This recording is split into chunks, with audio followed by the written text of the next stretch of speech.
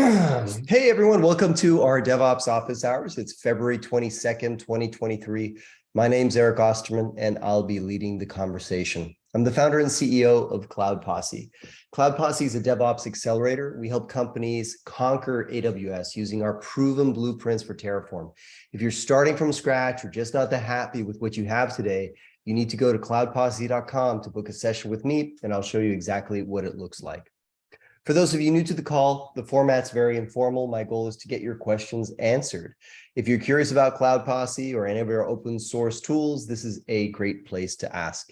If you're tuning in from our podcast or YouTube channel, you can register for these live and interactive sessions by going to cloudposse.com/office hours. Again, cloudposse.com/office hours. We host these calls every week. Our call today is recorded. We'll automatically post a recording of this session to our YouTube channel. So if you enjoy the content and want to support what we do, please hit those like and subscribe buttons. It helps us out a great deal. Just go to youtube.com/cloudposse. So that's it for announcements. Or for the intro spiel, let's jump into announcements. These are not necessarily anything new. It's just that somehow they didn't hit my radar, so maybe they didn't hit your radar. One is that GitHub actually finally supports protected tags. This is a big deal if you use Terraform, because if you're distributing your modules with like the Terraform registry or something, or you're doing open source where people are downloading the latest releases, artifacts, things like that, tags have historically been creatable by anyone.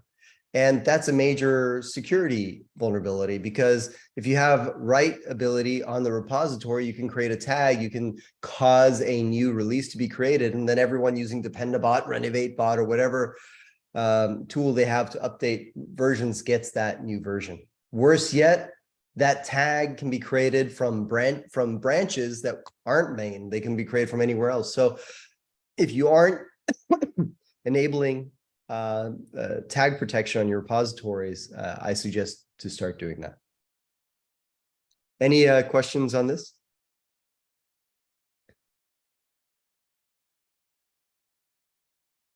All right.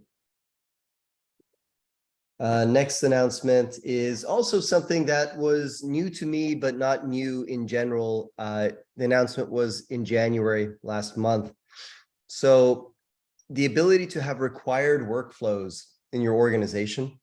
This is cool because you can now enforce certain conventions across a whole class of repositories without having to add the workflows into each one of them. One of the things that's not totally clear to me, and I was hoping maybe somebody could confirm it, is if these work for pull requests from forks, because when I was reading the docs, it didn't seem like it would.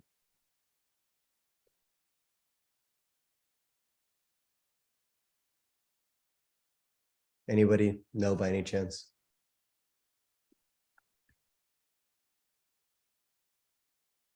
All right. Next related announcement was a small little improvement of also adding clear text configuration variables to GitHub Actions.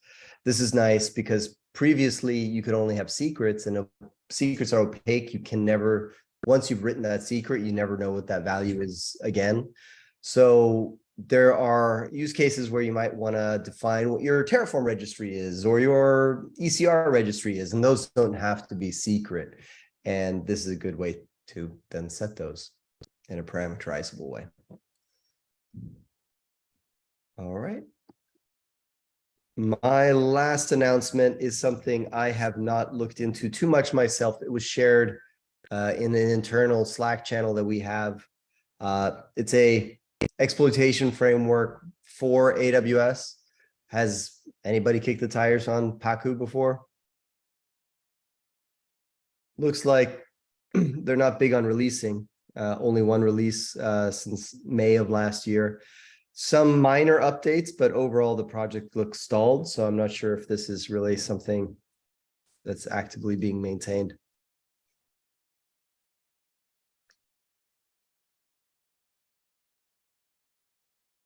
All right, that's all I have for announcements. Anybody have something else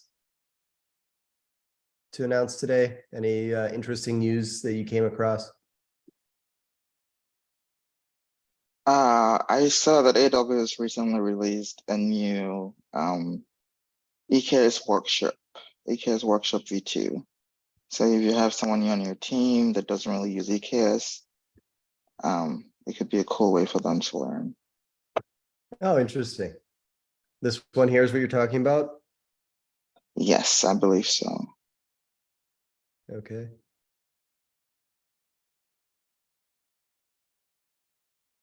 There is a whole workshop website that goes along with it. All right, cool. Let's see, where's that? Is it eksworkshop.com?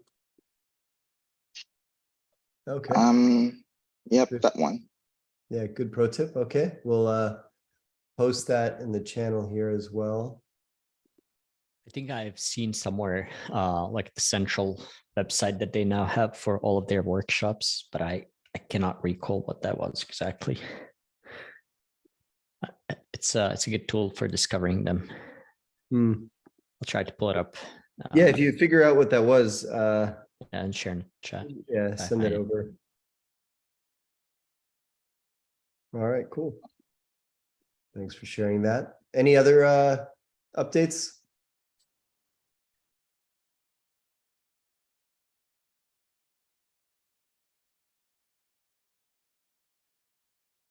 Okay. Let's see. That's it then. So let's jump into Q&A. Some of these are semi-announcements, semi-questions. Manage Chaos, Michael Jenkins posts in the chat. If anybody knows of tools, kind of like the one we shared the other week, which was this AWS cost CLI, kind of like infracost, but not tied to Terraform. Infracost, of course, looks at the Terraform state and gives you an expectation of what it costs. Any other tools like this that anyone is aware of?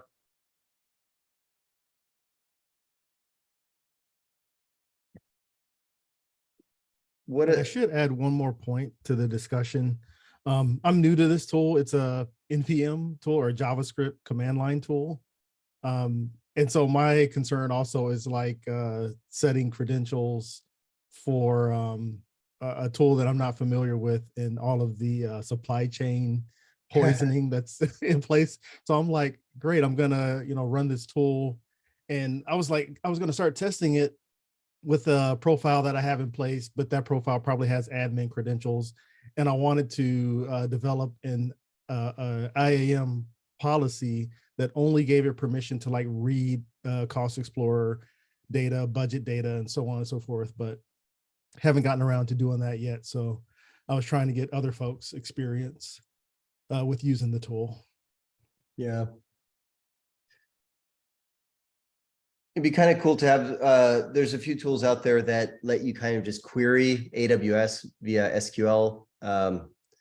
Steam Pipe, I think that was one of them. But it's not open source. I'm wondering if there's a tool like this that, oh, maybe, is it open source?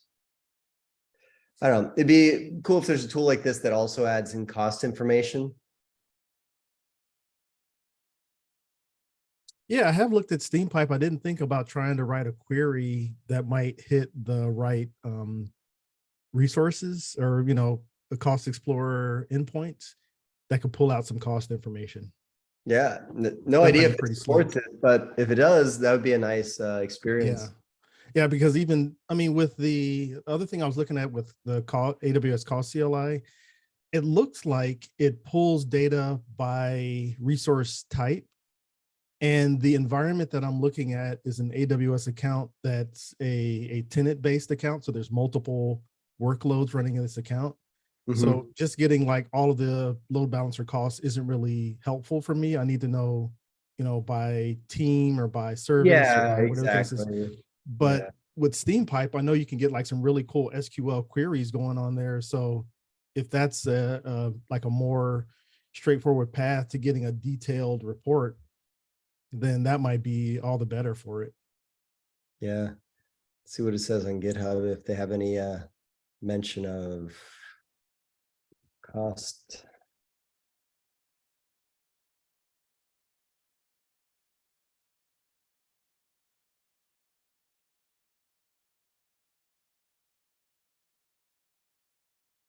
Have you tried any of the AWS cost intelligence dashboards? Anything outside of Cost Explorer? I mean, I guess I'm not familiar with cost intelligence outside of what Cost Explorer can do for like estimating future costs and that type of stuff. But if there's something specific, maybe I'm overlooking it. Yeah, I'd be glad to take a peek at it. Do you have anything to add to that? I'm not familiar with cost intelligence.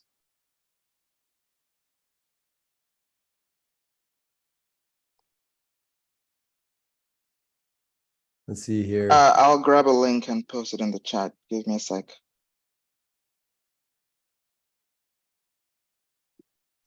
This was a link shared by Matt Gowie.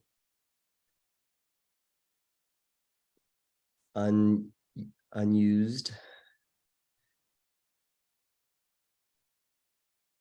I just know that this is in the space you're asking about. I mean, I think it's very specific about, hey, are your resources actually being adequately used? And it gives some like suggestions around that. The guy who's behind this, Zoph, ZOPH, is a big AWS community member, well-known person. So I know that he's reliable. The other project that you shared, the AWS Cost CLI, looked a little bit like it was one person who just built something recently. This is at least something that, I know has been around for a little bit, and he's, selling it as a supplemental income to his consulting. Yeah, that's a pretty cool tool. I'm working with folks that have like homegrown tools that kind of do this thing, like look for load balancers that don't have connections, databases that haven't had connections in months and that type of thing, and can pick up unused resources that way. But yeah, if there's something that's kind of commercial off the shelf, that's kind of cool. So Yeah. Amazon actually has some tools for this. And if you have Amazon Enterprise support, they have a cost optimization workshop you can go through that'll actually do a lot of this for you. But they pull a lot of their data from trusted advisors. So you should make sure you're checking that. Like it'll check for like underutilized EBS volumes, unattached EBS volumes, EC2 instances. Like trusted advisor does a lot of this. Yeah. The cost intelligence dashboards do that as well. So they pull all that data, and there's a couple of dashboards you can set up. And there's also a workshop for it as well. I posted a link in the chat, so you could take a look. Yeah, that's cool. The only other thing I would add is that like once these resources are found, and this is a whole nother discussion, so I'll just kind of leave it at this, but if they're not tagged appropriately, then it's like, womp womp, who owns this resource, or who can we trace these costs That's back a separate to? problem.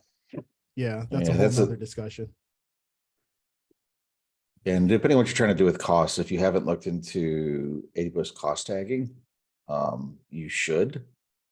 That seemed like your first tool kind of worked towards like trying to attribute cost to things. And like AWS has like first party tools that at least gets everything tagged. And then anything that can like correlate tags out of a CSV file, like there's a ton of data there you can pipe together. Oh yeah, no doubt. And the cost intelligent dashboards can do that too, I think. I haven't used those though.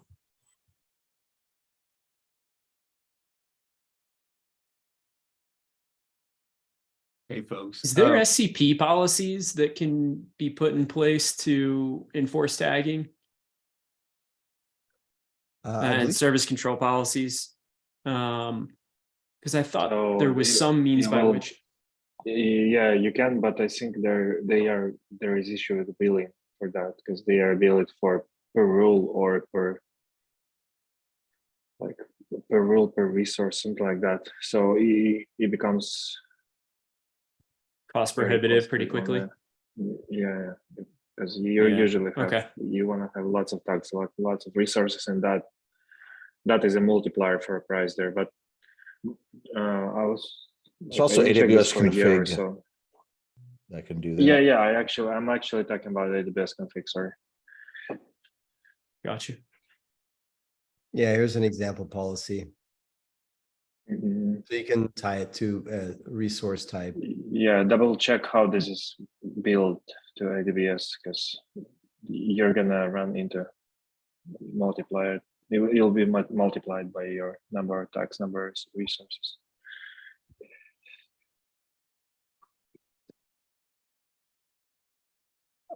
I plead ignorance. I didn't realize service control policies had a cost associated with them. I know AWS. I was talking about, I was talking about AWS config actually. Yeah, AWS config does, but service control policies, I don't think have. I think what happens is the SCP can stop someone from creating something. Although you should be careful before you do that, because you can get very unpopular in your org if all automation and everything fails. But then the config is more like for the remediation, so it's constantly checking. And I think that's the one that costs money, the AWS config setup. That's correct. And I think the benefit with the config too is that the remediations can be, destroy the resource, so that, hey, you deploy this thing with no tags, so we're just going to get rid of it for you, or set up some sort of notification. So a warning goes to Slack or email or something like that. But then that could be noise for this developer that's just pushing stuff out and they don't even really care about it. So, Or you can have those per account, right? So, yeah. And it doesn't have to be every resource necessarily either. All right. The other question was raised by Pepe. I don't know if he's on the call today or not. Can't see him here. He brought up, if anybody's seen Cedar, which is a policy language by AWS. I'd been introduced to it as a project last year. One of the members on the team brought it up, Matt Calhoun. We thought that multiple organizations had come together to form this standard, but we couldn't find any other organization other than AWS. So then it was kind of like, all right, dead on arrival. I don't know. I'd like to see, if there's a new policy, framework as such, I'd like to see more projects adopt it and have some launch partners. Otherwise, Rego kind of is, the standard these days is an open standard for how to express policies. Yeah, I think it's disappointing that they didn't support OPA, but not invented here is a real thing. Yeah, and maybe they have it, but I don't recall seeing. It's kind of like, why did we need this? Like, why did they probably have good, justifiable reasons for it, but they should have, that's what I want to say, the world needed a competitor to Rego because, and this is what we do so much better than Rego, but I haven't seen that yet. So if anyone sees a comparison, I'd like that. Hey folks, this is my first time being here at Office Hours. First, I just want to call out Cloud Posse. I've used multiple of your Terraform modules and they're great. So thank you for that and making them open source. Thanks a lot, Darren. It's amazing, and I'll try and contribute wherever I can. I actually have a couple of topics. The first one kind of being close to Terraform, which is CDKTF, and if anyone has recommendations with regards to how to kind of generate the correct code as it relates to different providers. I've kind of bashed my head sometimes around trying to peruse the auto-generated Python code to correctly ascertain the right way to pass around different objects or put in certain variables. So that's one topic. And then the other one, which I think might be more interesting for folks here, is as it relates to Docker Compose and networking with Docker Compose in GitHub Actions. I spent many hours this past weekend trying to set up some end-to-end tests within Docker Compose. Ideally, everything is internally, but sometimes you do need to make requests externally. And I found that you have to manually supply a DNS server in Docker Compose for it to call back through our Cloudflare proxy to just hit some dummy servers with dummy data.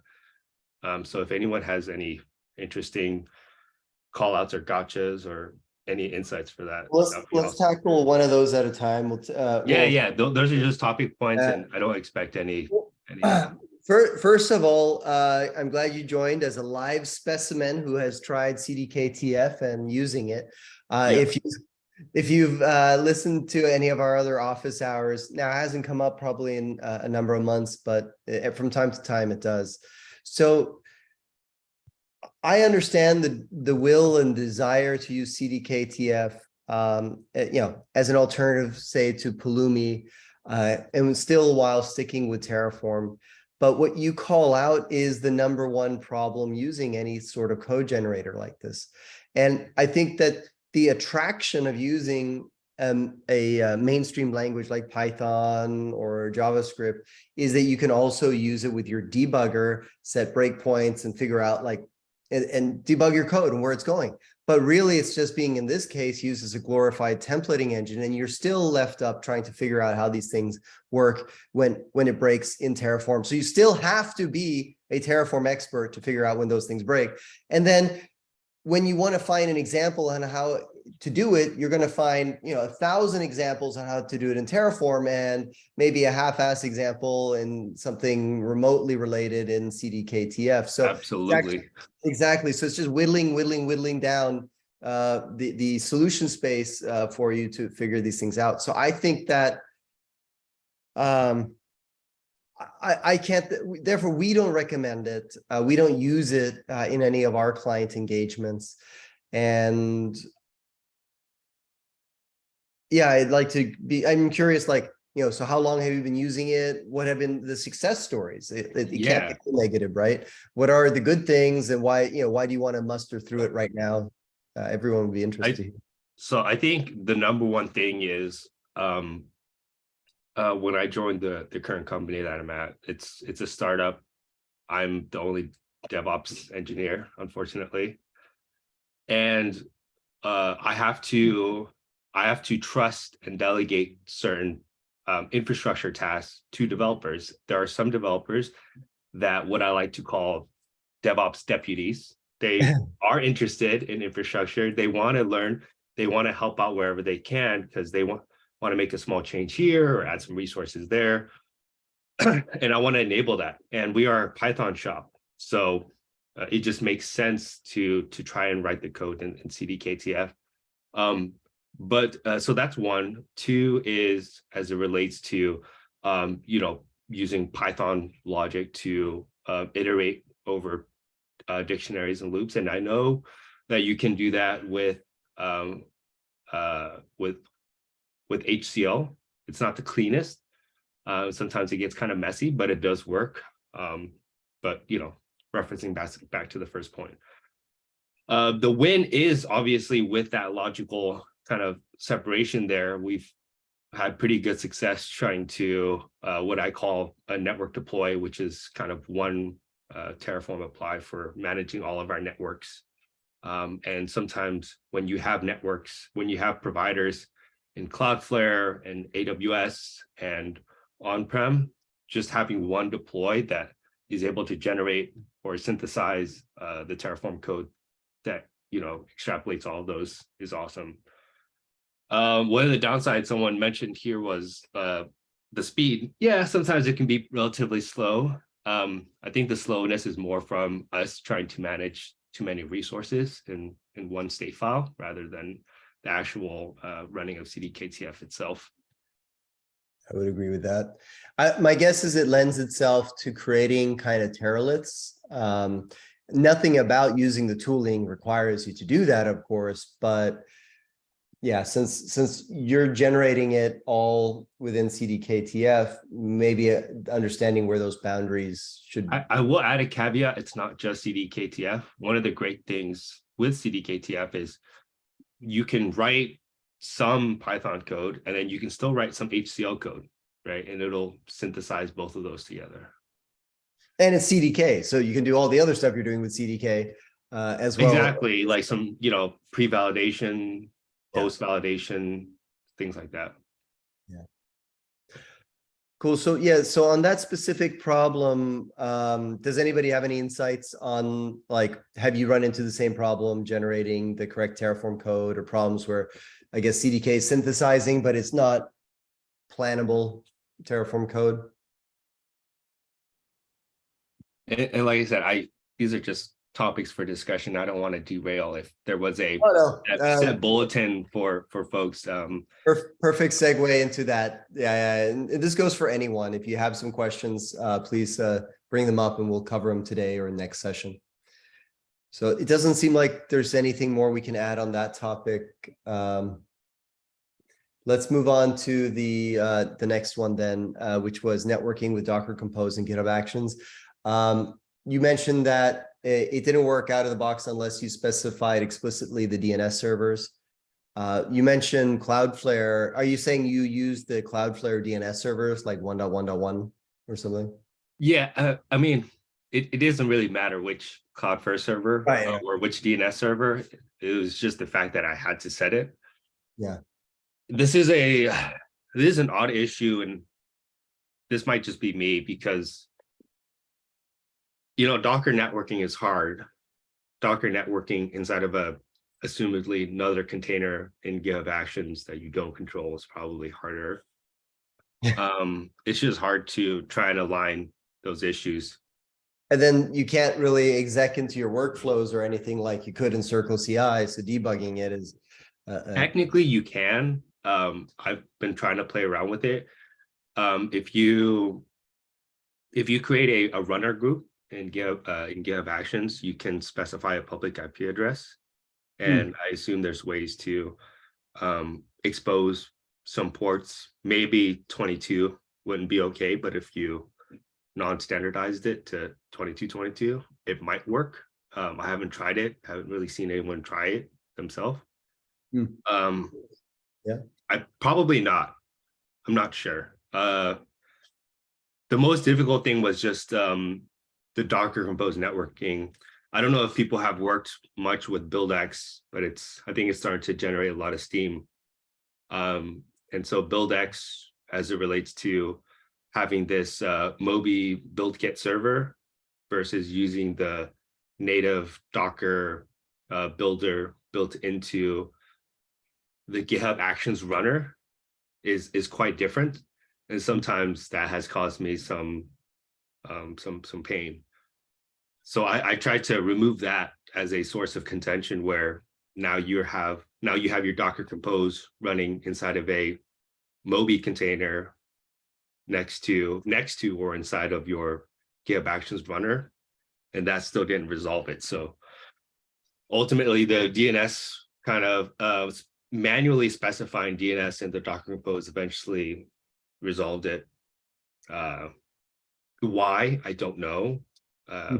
Running curl itself within the GitHub Actions step seemed to work just fine. Maybe by default, GitHub Actions Docker builder kind of shuts off, outbound access for security reasons, I presume. But if anyone else has had pain with Docker Compose and GitHub Actions, I'd love to hear about it. Are you using self-hosted runners or no? These aren't self-hosted, and it's made me want to expedite getting to self-hosted runners. Right now, it's not really a big deal for us, except for these kind of minor edge cases. I'd rather not spend the few minutes or hours that I have trying to potentially optimize, our cost in a way that isn't really conducive to the overall projects that I have so far. But if I did have self-hosted runners, it probably wouldn't be an issue, and I wouldn't have to proxy past Cloudflare access, and it would just be all internal anyways. So, but yes, I have thought about it. All right. Yeah, unfortunately, the two persons on my team that I think would have an opinion on it aren't on the call right now. So I mean, we use the same pattern. We're using Docker Compose to run CI tests, and it's been fine. But I do recall having some hurdles that we had to jump through. I just don't remember what those were. If you can post, if those GitHub action workflow files are available, publicly available, if you can send them my way for me to extract some insight, that'd be awesome. They should be. So I can't point you to one in particular, but our entire study of GitHub Actions workflows are in these repositories, and it'll be a rabbit hole, as there's a lot of reusable workflows and a lot of composite actions. That was my entire weekend, was code crawling. One thing I will call out, I did try out and implement this past weekend, was BuildX's bake command, which I think is just awesome. So I'll put a feather in that too. If no one has used docker-bake.htcl files yet, absolutely give it a try. It is having a separation of duties for your Docker bake for baking your images, and then Docker Compose for running those baked images, helped me debug my issue, because I thought it was a Compose issue, which it is, but initially I thought it was a image issue. We have talked briefly about that on other office hours, but I am interested in that as well. Here's the GitHub action that we wrote for this. I don't know more about it than that. Igor is available on our Slack team. If you just reach out to Igor Rodionov, this guy, he can answer any questions on that. Perfect. Thank you. Yeah, let's see if we do anything differently than what you were doing. It looks like there's not much to this one. We're using a third-party action that we're wrapping as a composite. Okay. Yeah, you can replace that with Bake. I highly recommend it. It's actions made by Crazy Max. He's a core developer of Docker. It's a docker-buildx-bake is the name of the action. Super fast, especially for the multi-architecture images that we run here. Okay. Yeah, I'd be curious to see some of that stuff and be inspired by it. Yeah, no worries. And I think with that, I'll put my piece out there and look through the docs you sent. Appreciate your time, everyone, and yours, Eric. Yeah, sure thing. Next question. Any questions? Speaking of, has anyone had success with self-hosted runners in AWS? Asked by Joe Perez.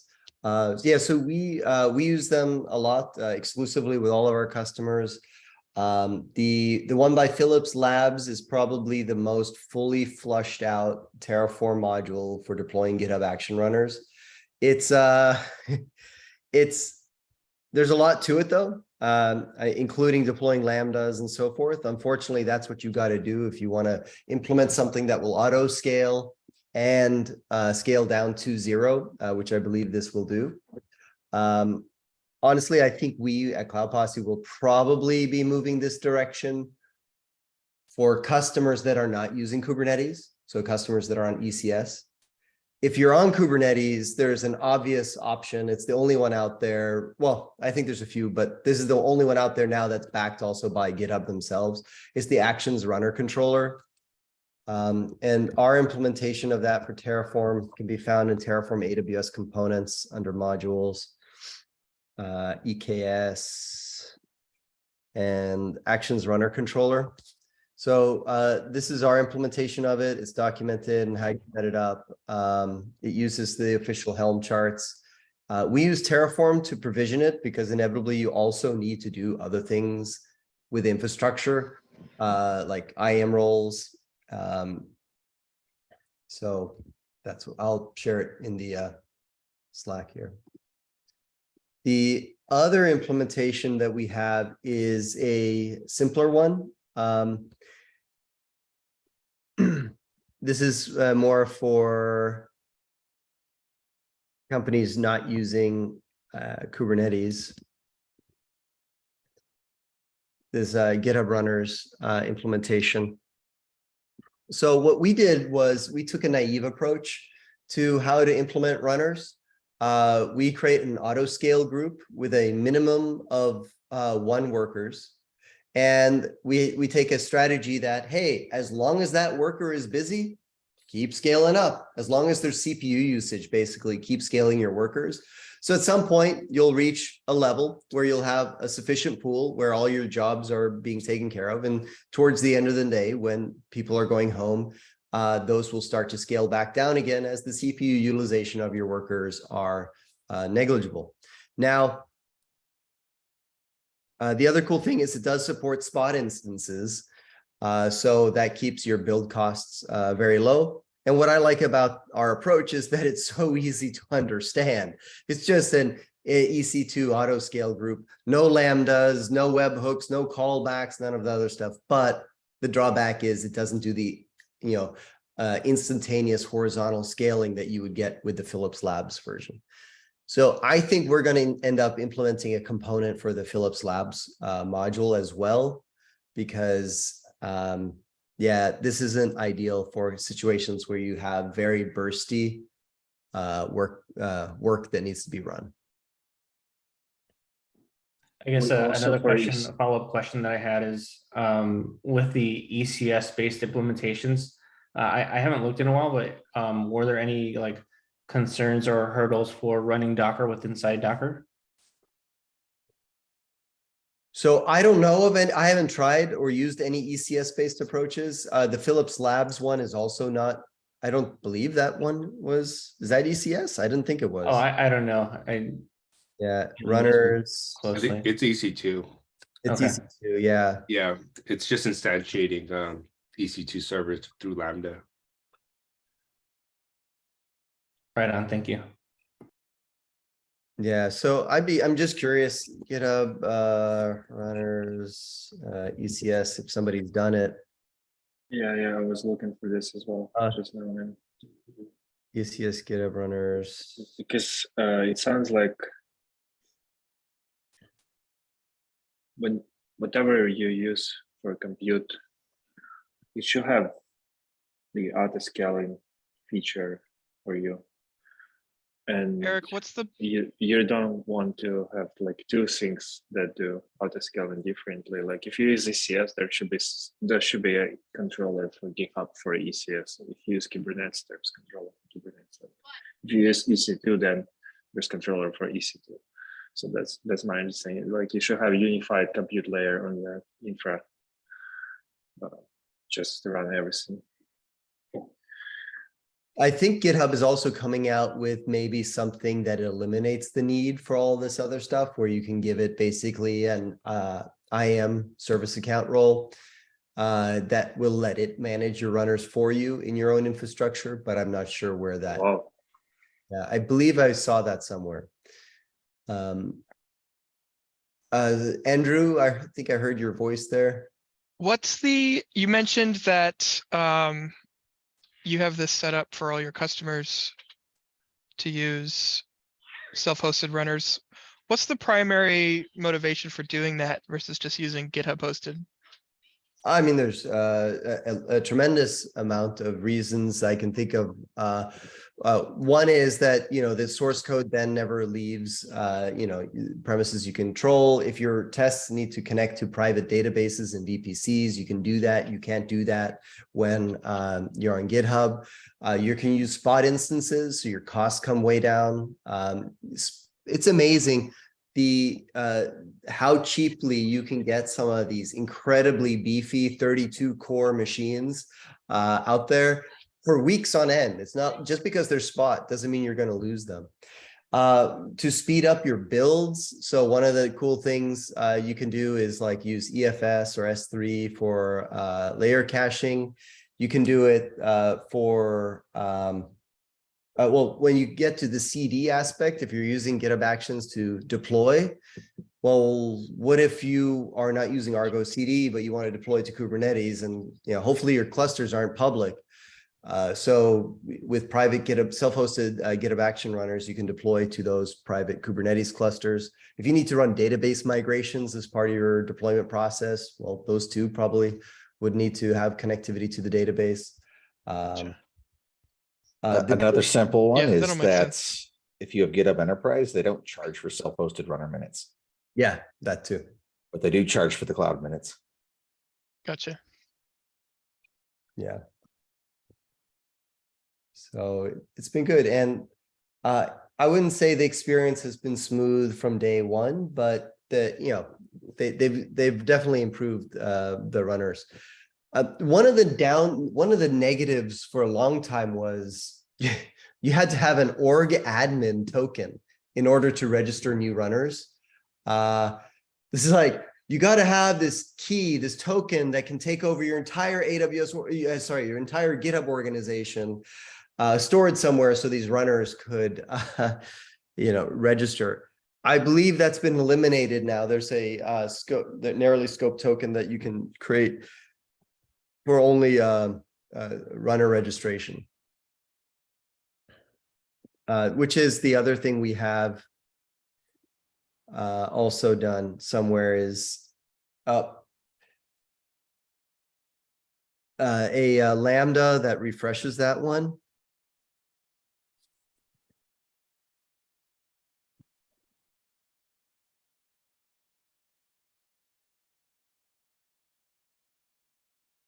It's a different component entirely. But yeah, we're using it. Yeah. I don't remember the name of Right it. here in a second. Not necessarily in components. Oh, GitHub Action Token Rotator. That's the one. Yeah. So this one here will keep storing a new register. The problem is this registration token, you cannot configure the TTL on that. And it expires, I believe, after an hour or less. So to use that token, you have to keep refreshing it. So you have to have a Lambda nonetheless to do that. So we implemented that separately. I'll share that also in the Slack office hours.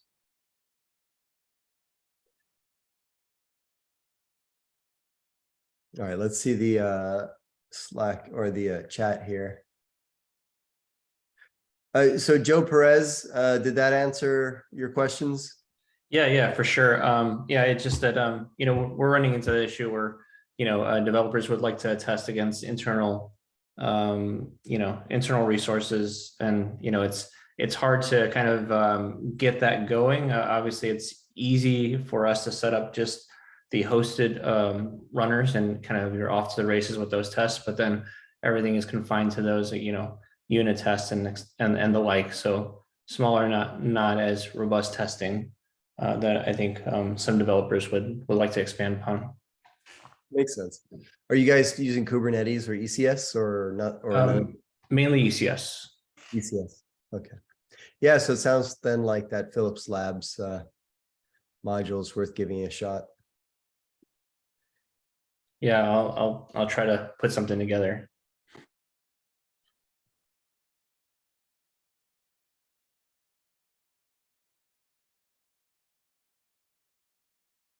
Alex Atkinson brings up, going back to the talk of costing.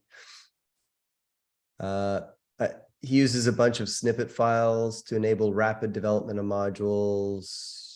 Oh, costing tags related back to AWS costing tags. So he uses a bunch of snippet files to enable rapid development of Terraform modules. One of them sets up mandated resource tags using a few environment variables and adds a GitHub URL for the module. Works inside of M0, just needs to be modified.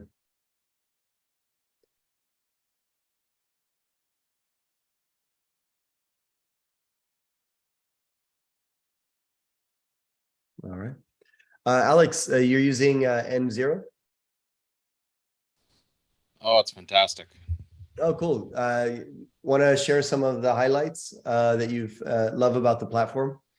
Oh, I could pitch it all day, starting with their company. I mean, small startup, but it allows them to do things like take feedback from their users and rapidly introduce feature changes and bug fixes. So love that. They've introduced sub projects, so you can organize all of your products by a project. Think of it like a folder scheme, and then have separate sub projects within it. So you could have like a command project where you execute all of the sensitive modules, for example, like setting up an IAM role or key, you know, good stuff there. And then have a separate module for just the developers. They can go in and read things like the outputs from your VPC module, so they can grab the values for, you know, subnets, you know, stuff they need to execute other modules. It's just fantastic UI. I've built out a lot of the similar features previously in other CI offerings, but it's just nice having this as an off-the-shelf product at a very reasonable price point. Okay, that was actually going to be my next question, is like how the pricing has been for you. Oh, the pricing's fantastic. Like I think it's like $375 or something. You get 100 apply actions, and their successful applies is how they count those. So you can go and run 1 million Terraform plans a month if you want, 0 cost, and it gives you a diff warning. So if there's a drift, there's a notice that can be sent. So huge value just with that. Additionally, I've been able to achieve a posture where I can set one module folder and have multiple stacks being generated from it. So, you know, /module /VPC, and then all the different projects can run their VPC stack off that one batch of code. So you mitigate all of the code sprawl, the code surface area sprawl, when you want to have the VPC module in 10 different places. Like, that has always driven me nuts. And no, that makes a lot of sense. That's cool. Yeah, so I'm loving it. All right. Let's see, any other questions for today? I had a question around golden images. So I'm deploying workloads into AWS and I'm trying to use the Ubuntu 22, like the latest LTS version. And then I went to another cloud and they have like their own conventions on usernames. And I imagine there's more differences as you deal with different cloud providers. I was curious to know if folks, if anyone else on this call is not just doing AWS only, but also trying to mimic what they've done in AWS, but onto other clouds, or using the same base image, essentially, without having to use Packer, or if there was like a vendor recommendation that that basically someone else has already solved this problem and just published a golden image to every cloud. That's standard. I'm not sure if such a thing exists, or if anyone here has run into the same issue. Why not Packer, by the way? Like you mentioned Packer, but not Packer. Oh yeah, so no, I think Packer is probably going to be the solution that we use if we have to build this ourselves. I would rather. Yeah, yes, just so we don't go down the Packer hole. Anything other than Packer, I should consider. In other words. Yeah, exactly. I'll take the silence as Packer is probably the right answer here. When you say golden image, are you like literally talking about just a base image that is the same across providers? Yep, exactly.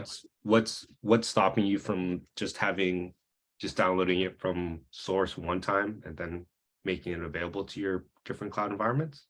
Oh, you mean creating the image ourselves, like you Packer, or? No, like that's what I'm trying to ascertain is when you say golden image, are you talking about like literally just like bare bones Ubuntu, or are you talking about golden image as I have my Ubuntu image and then I'm building stuff on top of it and that's my golden image? Yeah, just bare bones Ubuntu, like a starting point. That way we can add on our additional proprietary software. Like yeah. So the question was like, if you're worried about a single golden image across your cloud environments, instead of using Packer, can you not just download one and then just deploy that golden image across your environments? That's the or is that different than Packer? Maybe I'm a bit confused as to that is Packer, I think, is it not? Where you load up you essentially have that one image that you've loaded up into these different clouds. I think what you've described is Packer in itself, but like one of the things that you could do with Packer. So I was just trying to avoid having to build a pipeline and Well, ship the images in different locations. Well, then there's Packer Cloud, right? Fair enough. Fair enough. I actually have not used Packer Cloud yet. This might be a pretty good use case. Yeah, and maybe just to validate that it's going to be useful for you before you invest all the time and effort to build the pipelines for it. We built pipelines for Packer back in the day. It was for one customer, and we haven't had to reuse it, so we never published it. So it'd be interesting if you end up. It has to be an actual VM image, like you can't Dockerize whatever you're talking about. Yeah, unfortunately, it needs to be a VM image for this use case. Gotcha. But yeah, ideally, I'd love to just. I wonder if I could do Docker and Docker now that I think about it. Maybe. Yeah. There's also because oh, sorry, I was just going to say there's also AWS Image Builder as his requirement is cross cloud. Those image builder, multi-cloud. That's AWS. Yeah. It does support Packer, so I imagine. Oh, I think it supports Packer. Last I looked at the AWS option, if it supports full Packer, if that's the correct term for it, then I imagine I could just point the drivers to the third-party clouds as well. But I think the key takeaway for me here is just use Packer rather than trying to avoid it. Yeah, I think the issue with the different providers, they probably use different hypervisors, so they want to use different base images, and or like, so you'll need to ensure you have a common format to support them all. I like your idea of the Docker approach, and you can literally run the Docker image with host networking, and it's almost as good as just being on the host machine, and then simplifies.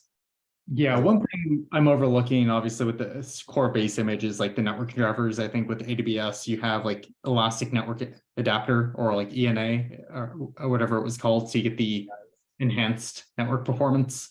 I assume each cloud has their own proprietary drivers to take into account there. But I mean, is that really a thing you have to worry about then? So you use like the dominant image that's maintained, gets bug fixes, whatever, for every cloud.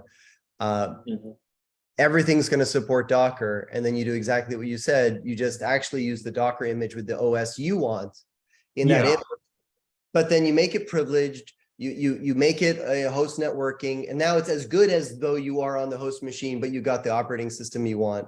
It's just using the network interfaces that have already been set up by the host OS, and that has all the drivers and whatnot. So I don't think you need to worry about those.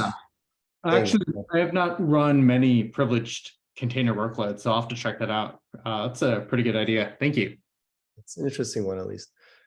All right. Well, I think we're more or less out of time for today. Before we start another topic, let's put those off for next week. Thanks, everyone, for joining our office hours this week.